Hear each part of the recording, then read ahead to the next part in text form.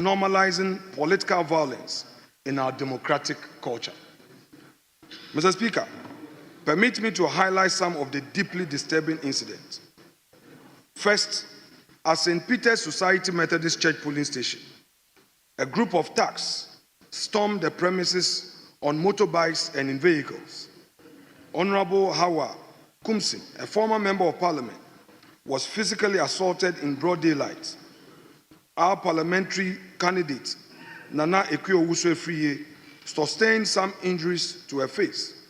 Former MP, Dakwa Newman, and several other NPP party agents were also attacked. Electoral officials fled. Voters were terrorized. At Awoshi DVLA polling station, individuals dressed in brown uniform impersonated security personnel to gain access and misled voters until they were confronted and they failed in that instance to provide any form of identification. Elsewhere, including Asiedu Jedu Memorial School, confrontation between thugs and police officers created chaos and endangered lives. Even journalists were not spared, Mr. Speaker. A Joy News reporter and GH1 TV's Ablekuma Banahine were attacked. In fact, a police officer assaulted the latter while on duty. Mr. Speaker, this is a direct attack on press freedom and the right of citizens to be informed. These were not isolated events. This was a deliberate orchestration of violence across multiple polling stations. And what is even more troubling, Mr. Speaker, is that some officials have not only failed to condemn these acts, but have celebrated them openly and publicly. Mr. Speaker, for those public officers who have endorsed this political violence, I say that it's a breach of public trust and a dangerous precedent that undermines Ghana's democratic foundation. Equally disturbing are the growing concerns about the negligence of the Ghana Police Service. Allegations have surfaced implicating Chief Superintendent Lumo Frederick Senanu in facilitating this act. Whether by omission or commission, the police service failed to protect lives and the sanctity of the electoral process in Ablekuma North. Mr. Speaker, Ghana's democracy is at crossroads. We must not allow this descent into lawlessness to define our politics. That is why the Minority Caucus demands the following. 1, a full-scale investigation into the matter, a full-scale prosecution of individuals that will be identified as perpetrators of the violence, a clear and unambiguous condemnation of the violence from government, including apologies to those who were particularly victimized. Chris Lloyd Ni-Kwe, the Deputy National Organizer, Hawa Koomson, and our candidate Nana Afenyo-Markin. Mr. Speaker, we must not allow political violence to become normalized. Ghana's democracy must not be turned into a battlefield. The time to act is now. To the people of Ablekuma North, do not be cowed into silence. The right to vote is sacred and must never be trampled by fear or force.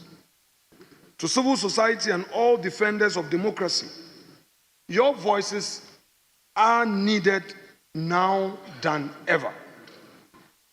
The Minority Caucus, Mr. Speaker, will continue to use every constitutional means available to it to protect Ghana's democratic order and ensure that no political actor ever weaponizes violence for electoral advantage again. Mr. Speaker, our country, Ghana, stands at the crossroads. Government must choose: uphold democratic values or shelter those who undermine them. The choice government makes in the coming days will define this government's legacy and the direction of our democracy. May God bless Ghana and strengthen our republic. And Mr. Speaker, I thank you. Thank you very much. Kwame Anyimedu NP.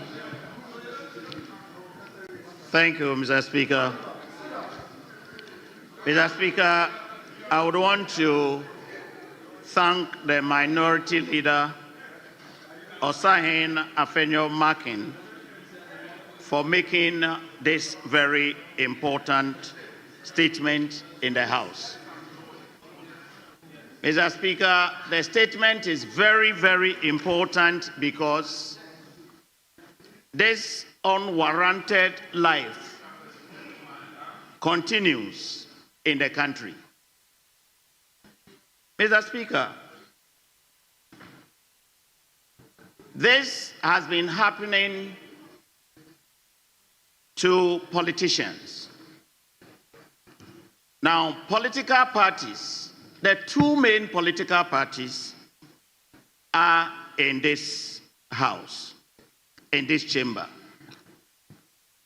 I am sad today because we should come together as a house and make sure that this is stopped in the country and it does not continue. Mr. Speaker, this must not be business as usual. I have witnessed and I have heard a number of atrocities being committed in the country. We have had by-elections at Talensi. We had had by-elections at Tripoli. Mr. Speaker, and I was an eyewitness of the by-election that we held at Atiwa, the then Atiwa constituency, on 31st of August 2010. Yes, Ayawaso and other places. Mr. Speaker, I can speak to what I have witnessed. I was at Atiwa and I saw with my naked eyes that thugs were in a bus. And the main thing they were doing were to go around and beat people just to prevent others to come and vote. The person you were beating could be your brother. The person could be your sister, or it could be anybody. Mr. Speaker, we must come together as one people and fight this. When things had gone on in this house, we made a law.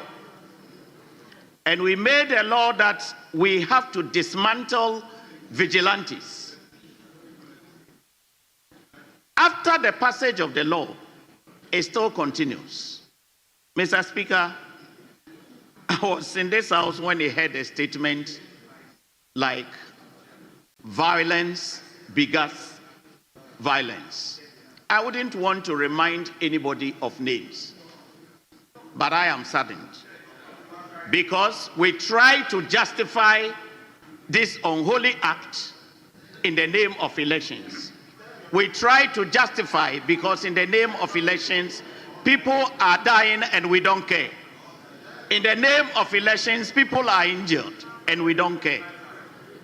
Mr. Speaker, I am glad that the minority leader requests that there must be a full-scale investigation into this.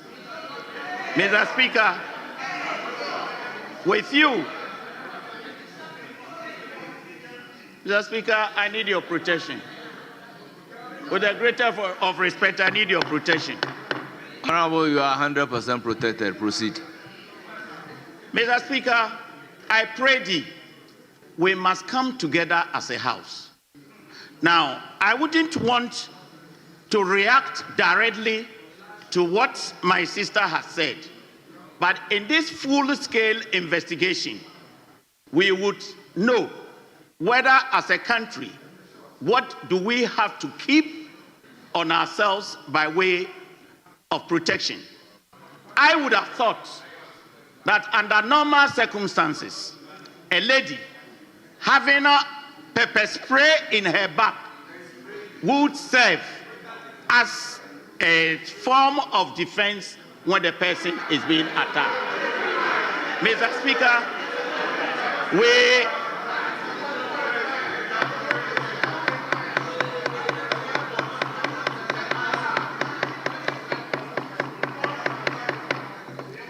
Mr. Speaker, if we do not fight this, it wouldn't end today. Everything else had been on hearsay. I wouldn't want to go on the circumstances that led to the usage or non-usage of the pepper spray. And that's why I pray, Mr. Speaker, and I support the maker of the statement that there must be a full-scale investigation into this act that happened in only 19 polling stations that we were conducting elections. We cannot say that because the people that had been beaten belonged or were on the side of one political party, and I belong to the other political party, I have to support the unwarranted behavior that had gone on. I pray we must come together as a house, and it is only in this house that we can stop what is going on. Otherwise, it may lead to a time that we cannot control the situation. Mr. Speaker, I pray thee, I support what the maker of the statement is requesting, that there must be, Mr. Speaker, if it's either a committee, a special committee, if you should get a special ad hoc committee to go into this, and then we look at how we can put brakes or eliminate this behavior from us as politicians. That's the only thing. That's the only thing that can save this country. We have passed the law. It didn't work. Let us come together. And I know that, Mr. Speaker, if we go on, at every by-elections, we have situations. If it is not against the new patriotic party, Mr. Speaker, it is against the NDC.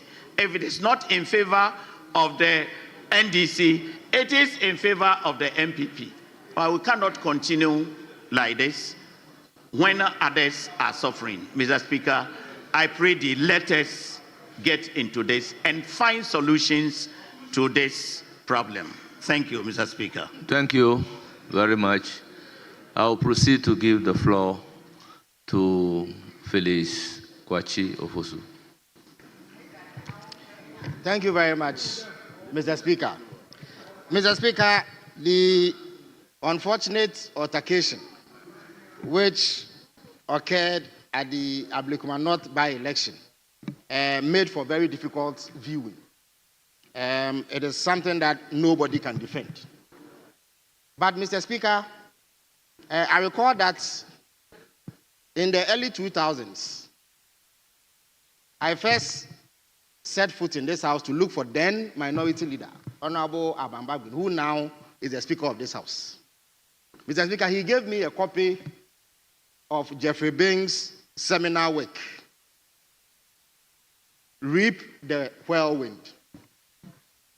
Little did I know that that title was actually a famous biblical verse, which says that you have sowed the wind and you shall reap the whirlwind.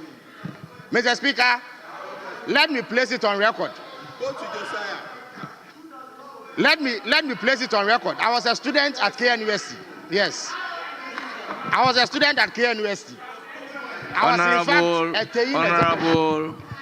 was a TAIN executive. But Mr. Speaker, you are not supposed to answer anybody. Well, it was Honorable just, members, it was just by the way. listen to each Mr. other Speaker, in silence. a critical test must be had on anything that members of the new patriotic party say in respect of this particular incident. And it is a test of sincerity. Mr. Speaker, if we carry out a cursory examination of the positions taken by our friends sitting on the other side on the many acts of impunity and raw terrorism which occurred between 2017 and 2024, very few or none of them would have been heard condemning those incidents. Mr. Speaker, no sooner had they come into power than they form groups with blood-curdling names, such as Invisible Forces, Delta Forces, and what have you. Mr. Speaker, we witnessed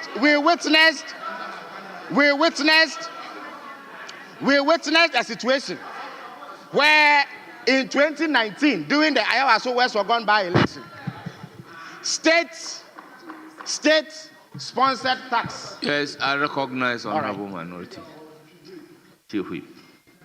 Speaker, my colleague, I tried to listen to him carefully. Speaker, I'm relying on Order 93.5. I said 93.5. And then, Speaker, further relying on Order 1232. Speaker, my colleague used expressions such as words, terrorism. He used the word terrorism.